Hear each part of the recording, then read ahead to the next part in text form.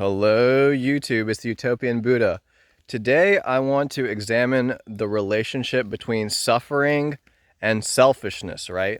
You know, a lot of people in this community I'm in Yogaville.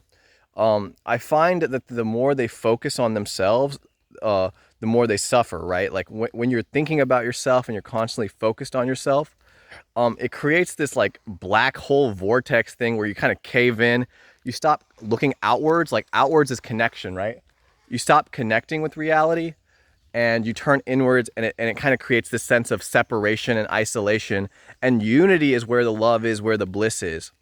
But I don't want to judge the people who are being selfish, because the causality goes both ways. It's a positive feedback loop between both ideas, right? Or both realities. When you suffer a lot, that makes you selfish. But when you're selfish, it makes you suffer, you know? So it's like it kind of just like feeds on itself, right? So you don't want to blame someone for being selfish, right? Like because they're suffering, they're selfish, and it's a natural like survival mechanism within the human mind. So that's kind of what I wanted to talk about, like the relationship between being selfish and suffering. Um, and here's the thing, right? Even selfish people, okay, so being selfish is related to having a lot of desires. When you have a lot of uh, desires for money and status and competition, you become selfish, and that makes you suffer too, right? So where was I going with that? So when you stop having desires that, especially any kind of desires, but especially selfish, personal desires related to your body and mind, you start becoming more selfless. But I was going to say something else. Uh, Desires. I forgot. Dang it, man. I had something good in my brain, but it disappeared.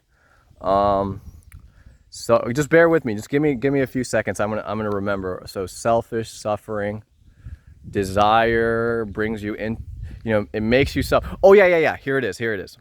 So even people who are selfish and they think they're enjoying themselves, right? A lot of terrible people in the world, they're so attached to their body, they think they're happy, right? They think they're happy, but they're not really happy. They're only materially happy, right? These rich people who are like, hoarding all this money, taking from everyone and not giving much back.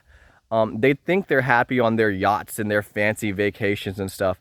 And on the material level, they are happy.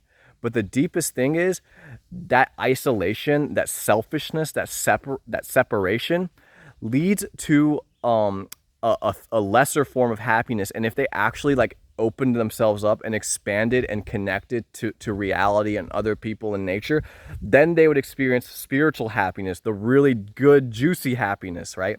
So selfish people, even the selfish people who you think are happy and who are like making tons of money, they're not as happy as the spiritual people who are blissed out in a Himalayan cave, meditating on the nature of God, who is love and the unity of opposites. Namaste.